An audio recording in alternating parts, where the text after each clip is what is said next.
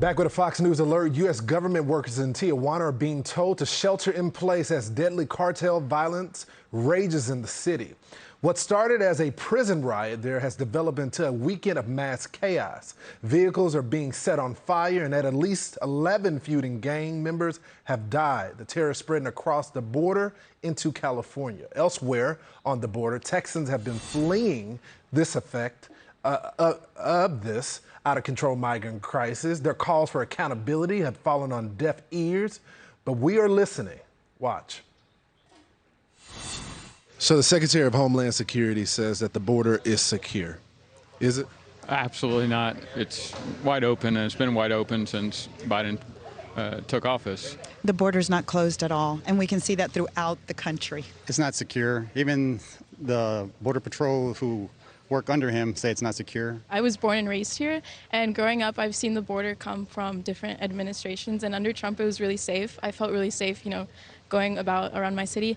And now with Biden, I can't even walk the street without seeing illegals on the floor, just sitting down. I can't, drive my car without seeing illegal immigrants being transported in buses. So I feel really unsafe now, and I wish that Biden would do something about it. As time goes on, the border just gets more and more dangerous.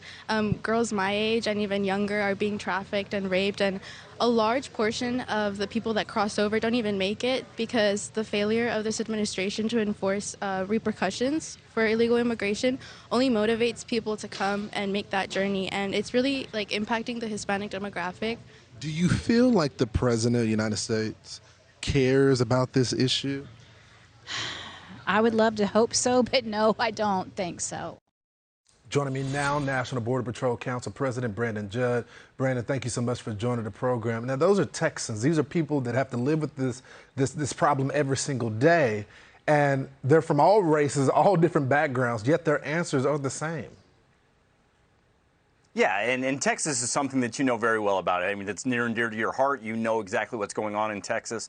And what we're seeing is complete and total chaos. And it's unfortunate because it doesn't need to be that way. We could get this under control overnight. When you look at what President Trump did with migrant protection protocols, or better known as Remain in Mexico, it was like a light switch. He was dealing with difficult problems with illegal immigration as well because Congress wasn't working with him. So he took it in his own hands, and he put in policies and programs that allowed us to secure the border more than we had in 45 years previous. We had a very secure border simply because we had the right policies, we had the right programs. When President Biden took office, he immediately got rid of those policies and programs, and that's why we saw an explosion in illegal immigration. And along with that comes all of the other problems associated with it.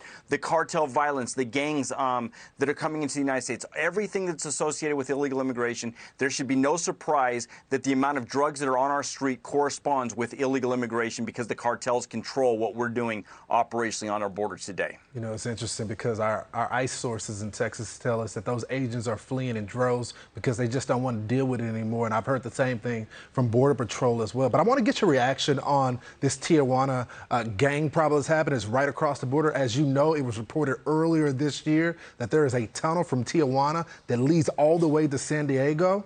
What does this mean for the American national security? Well, it shows you how easily and how quickly this can escalate into deadly violence. When you see burned out vehicles, when you hear about the deaths that are caused right there on our border, we know that it's also coming into the United States. I mean, all you have to do is look at what we've seen from states that are very far away from the border.